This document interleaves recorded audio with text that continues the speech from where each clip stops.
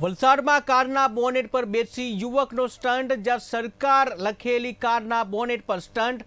તો green park સોસાયટીના road પરની ઘટના, જ્યાં નંબર પ્લેટની જગ્યાએ સરકાર લખેલું જોવા મળ્યું હતું.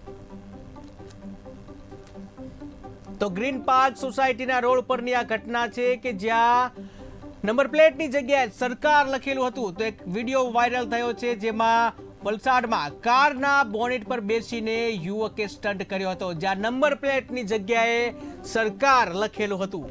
તો વલસાડમાં કારનું બોનેટ જે છે એના ઉપર બેસી એક વિડીયો વાયરલ થયો છે. ટીવી સ્ક્રીનના દ્રશ્યો તમે જોઈ શકો છો, જ્યાં એક બ્લેક કલરની ગાડી છે અને એના બોનેટ ઉપર એક યુવક બેઠો હતો.